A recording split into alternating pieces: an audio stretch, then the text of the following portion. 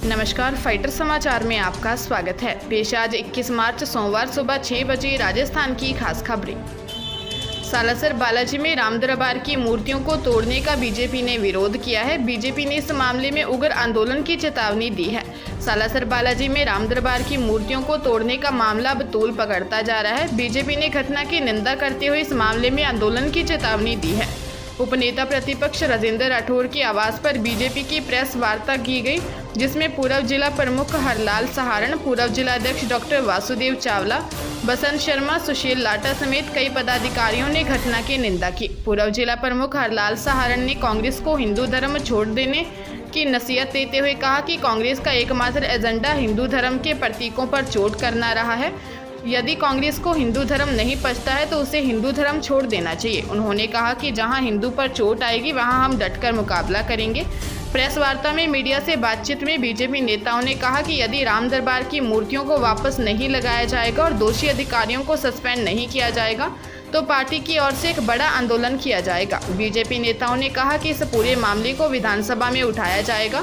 आपको बता दें कि सालासर बालाजी में 4 लेन सड़क की चढ़ाई के काम के दौरान रतनगढ़ सालासर मार्ग के बीच आ रहे राम दरबार की मूर्तियां लगे गेट को तोड़ दिया गया था। इस पूरे मामले में बीजेपी कांग्रेस पर हमलावर बनी हुई है। बीकानेर के देशनोक में रविवार सुबह एक सड़क हादसे में 2 युवकों की मौत हो गई, वहीं 5 अन्य घायल हो गए। दरअसल एक बोलेरो गाड़ी में 5 दोस्त देशनोक से बीकानेर की ओर आ रहे थे। वहीं पंजाब का सब्जी से भरा ट्रक बीकानेर से देशनोक की ओर जा रहा था। देशनोक से ठीक पहले एक केमिकल फैक्ट्री के पास बोलेरो और कंटेनर की आमने सामने भिड़ंत हो गई। टक्कर इतनी जबरदस्त थी कि दूर तक आवाज़ सुनाई दी। दोनों गाड़ियों के आगे के हिस्से चकनाचूर हो गए। बोलेरो में सवार बीकानेर के सुभाषपुरा निवासी 22 साल के सूर्य प्रताप सिंह और भुट्टो का चौराहा निवासी मांगू सिंह की मौके पर ही मौत हो गई। वहीं ट्रक चालक और खलासी सहित मृतक युवकों के 3 दोस्त घायल हो गए। क्रेन की सहायता से दोनों गाड़ियों को अलग किया गया। इस हादसे में बोलेरो में सवार बीकानेर के रामकिशन, राजेंद्र सिंह, विजयपाल भांबू घायल हो गए। इनके अलावा कंटेनर के ड्राइवर पूर्ण सिंह, खलासी बलजीत सिंह घायल हो गए। दोनों पंजाब के जलालाबाद के रहने वाले हैं। सभी घायलों को पीबीएम अस्पताल के ट्रॉमा सेंटर पहुंचाया गया है। सीएम अशोक गहलोत के बेटे और आरसीए अध्यक्ष वैभव गहलोत के खिलाफ महाराष्ट्र के नासिक में धोखाधड़ी के आरोप में एफआईआर दर्ज होने पर सियासत गर्मा गई है। राजस्थान बीजेपी के सीनियर लीडर और नेता प्रतिपक्ष गुलाब चंद कटारिया ने कहा है कि राजस्थान के मुख्यमंत्री अपने आप को महात्मा गांधी को मानने वाला और उनके जैसी जिंदगी जीने वाले बताते हैं। राजस्थान के गांधी के बच्चे वैभव गहलोत के खिलाफ धारा 156(3) में कोर्ट में एफआईआर दर्ज करने के लिए नासिक के गंगापुर थाने के लिए आदेश जारी किए गए हैं।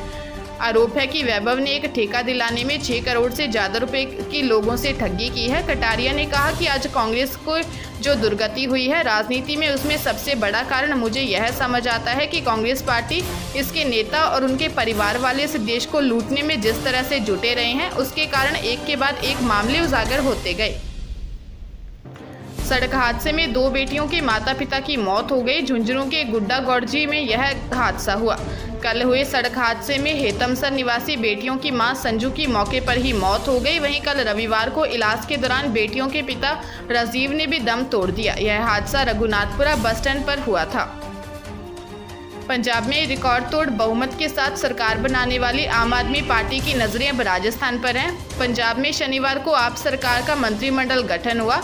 इधर आम आदमी पार्टी ने राजस्थान में अपने पैर जमाने की तैयारी कर ली है। दिल्ली में आपके द्वारका से विधायक और पूर्व कांग्रेस सांसद महाबल मिश्रा के बेटे विनय मिश्रा को राजस्थान की जिम्मेदारी सौंपी जा सकती है।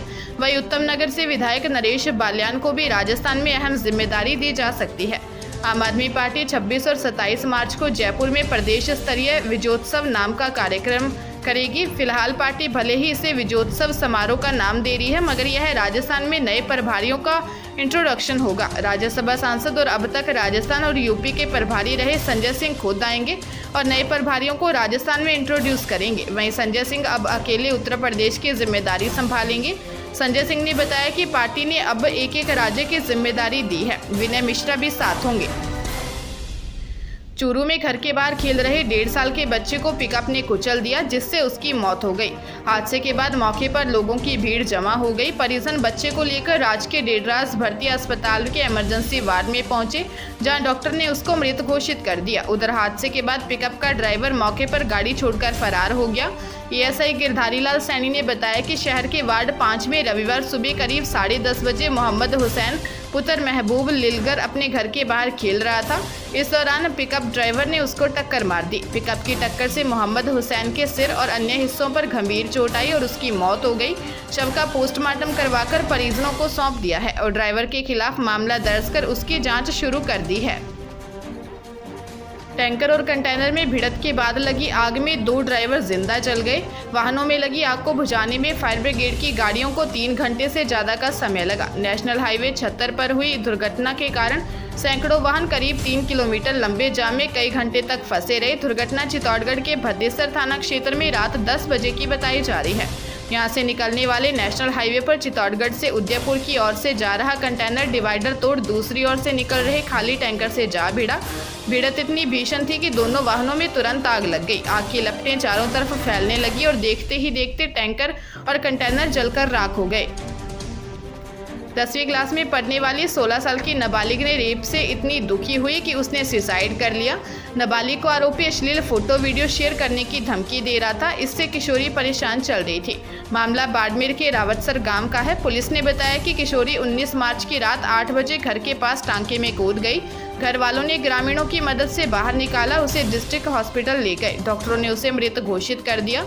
नाबालिग के पिता ने बायतू लालपा के रहने वाले शिव कुमार पर रेप करने का आरोप लगाया है। कहा, आरोपी अश्लील वीडियो बनाकर बेटी को वायरल करने की धमकी दे रहा था। इससे परेशान होकर नाबालिग ने सुसाइड कर लिया। घर वालों की रिपोर्ट पर महिला थाने में मामला दर्ज कर लिया है। ताजा तरीन खबरों के लिए फाइटर न्यूज को सब्सक्राइब करें और बेल आइकन को प्रेस करें ताकि नई न्यूज अपडेट होते ही आपके फोन की घंटी बज जाए। Once again